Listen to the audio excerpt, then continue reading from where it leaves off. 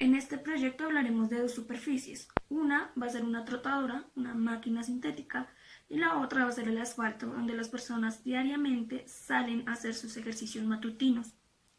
Bueno, nuestro proyecto consiste en identificar cuál de las dos es más beneficiosa al realizar este ejercicio. Esto analizando fenómenos naturales al momento de correr. Pero para esto primero necesitamos descubrir las características del corredor y de los suelos.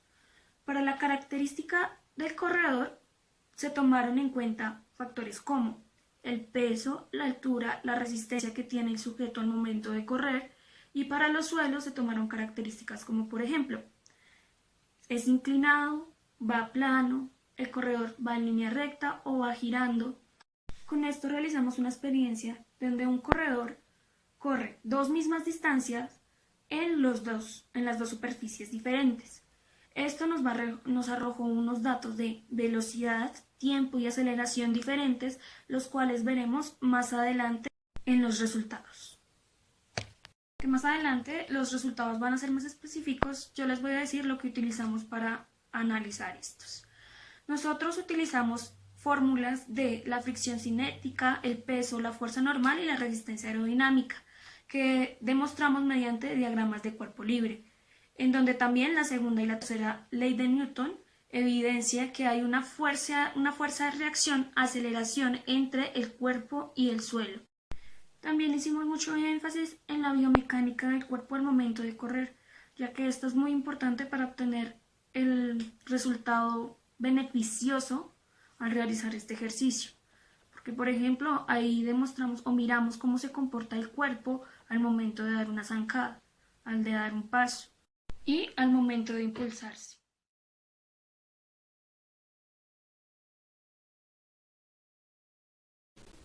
Continuando con lo anterior dicho, para el análisis de este estudio, nos enfocamos en dos principales fases. La primera fase fue la experimental, donde un participante recorría 50 metros de distancia en dos superficies, una el asfalto y la otra la cinta, que en este caso es la trotadora. A partir de este experimento se obtuvieron resultados como velocidad, aceleración, tiempo.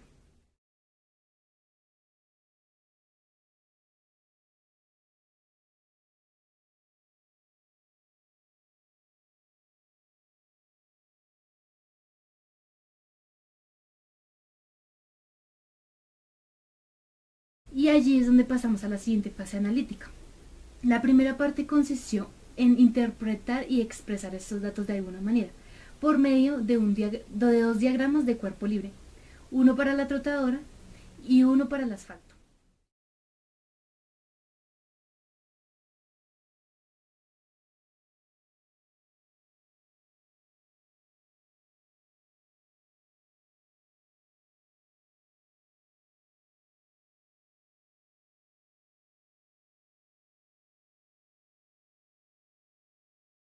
Lo primero fue ubicar el peso que fue igual a masa por gravedad. Masa y gravedad, como fue el mismo participante, se obtuvieron los mismos datos en los dos diagramas. Para la fuerza normal, y considerando que eran superficies planas, la fuerza normal es la misma que el peso contrario. A diferencia de la fricción, como desde un principio se tuvo una hipótesis, la fricción fue más alta en el asfalto. Por ejemplo, la fricción es igual al coeficiente de rozamiento por la fuerza normal. Coeficiente de rozamiento que desde el principio fue mayor en el asfalto.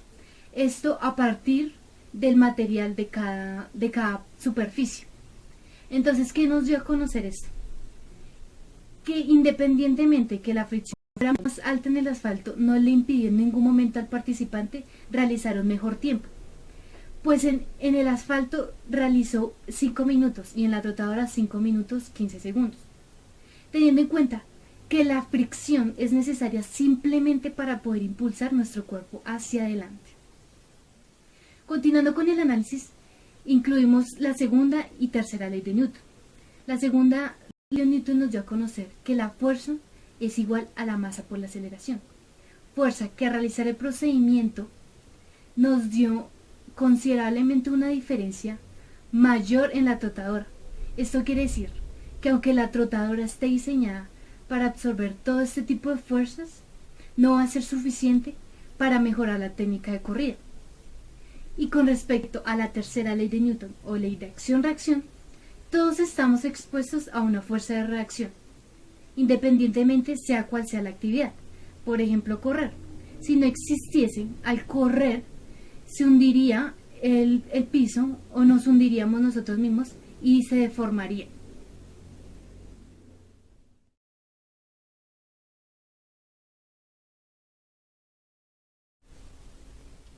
En este estudio también se realizó una investigación acerca de la técnica de corrida, que va relacionada directamente con la biomecánica y cómo podemos absorber de una mejor manera estas fuerzas anteriormente dichas.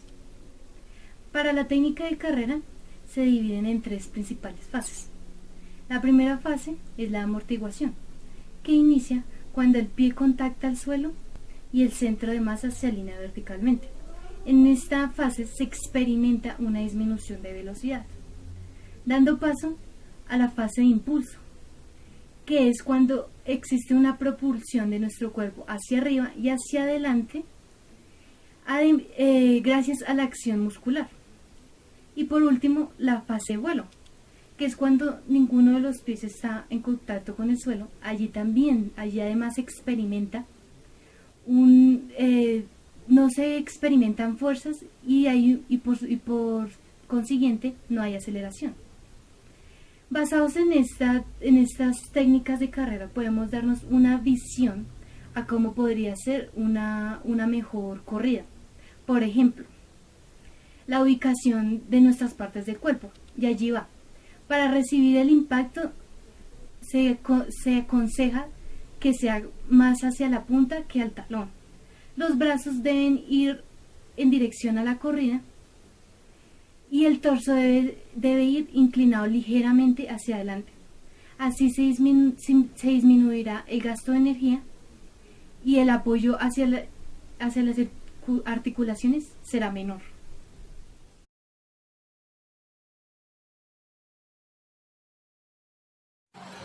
Buenos días, yo voy a exponer la biomecánica aplicada a mi proyecto. En el presente trabajo tratamos algunos aspectos generales del estudio de la carrera humana. Se describe el ciclo de la carrera y sus fases. Para esta utilizaremos la biomecánica. Esta interdisciplina que estudia los fenómenos naturales que ocurren en el cuerpo humano como consecuencia de sufrir la aplicación de algunas fuerzas de diversos orígenes, y sirve para medir el rendimiento de acuerdo a la optimización del gasto energético. En este proyecto se aplica la biomecánica para esclarecer el impacto de las fuerzas en los diferentes materiales en que se ve sometido el participante. Estos son el pavimento y la cinta de una caminadora. La biomecánica es de gran importancia a la hora de perfeccionar las acciones motrices que favorecen el desarrollo de la técnica deportiva.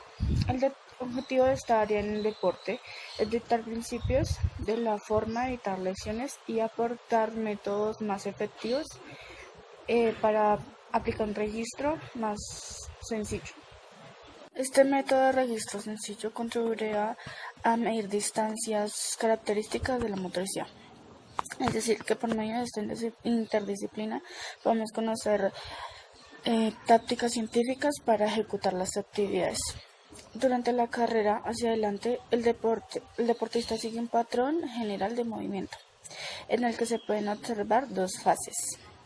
La primera es la fase de apoyo. Esta se realizará cuando el corredor contacta con un solo pie para tomar impulso. Esto es una fase monopodal, que quiere decir que requiere equilibrio. La segunda fase es la fase de vuelo, donde ninguno de los pies hace contacto con el suelo y se mantiene suspendido en el viento por unos segundos. El ciclo se termina cuando el otro pie vuelve a tocar el suelo y vuelve a repetirse la primera fase monopodal. Esta relación, este mecanismo o relación que asocia la acción combinada de las articulaciones de la cadera, la rodilla y el tobillo, permite el desplazamiento de las masas corporales sin cambios abruptos en la elevación alcanzada por el centro de las masas del cuerpo. La carrera será una sucesión de apoyos unipodales y vuelos bipodales. Bipodales quiere decir el resultado de muchos procesos que sostienen el equilibrio y de las relaciones externas desde el cuerpo. Sin embargo, dependiendo de la velocidad del cuerpo, las fases de contacto inicial pueden verse alteradas. En el presente trabajo trata algunos aspectos y a continuación nombraré los músculos brevemente que se ven afectados en las fases que se nombraron anteriormente. En la fase de contacto inicial y de apoyo se ven afectados los músculos y se utilizan el flexor dorsal, isquiotibiales, cuádriceps, glúteo mayor y glúteo medio. En la fase media que es la fase del vuelo, se ve afectado el sóleo, el tibial posterior y los peroneos. Y en la fase final, que se repite de nuevo, se ven los afectados mayormente los tríceps surales.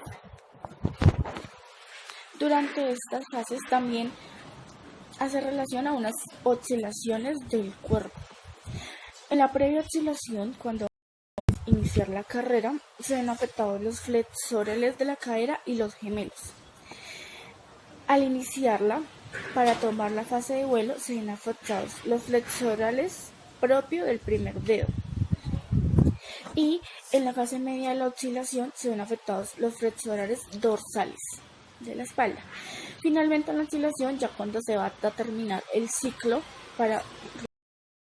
se ve afectado el cuádriceps, flexor, extensores dorsales. Estos son los músculos que se ven afectados en la fase de la carrera y en nuestro proyecto. Gracias.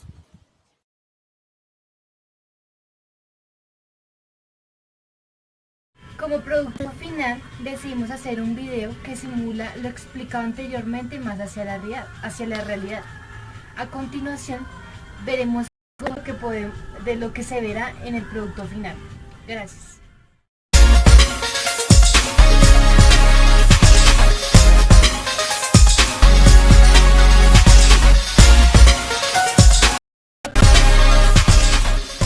E incluimos cómo estas fuerzas están presentes al momento de correr.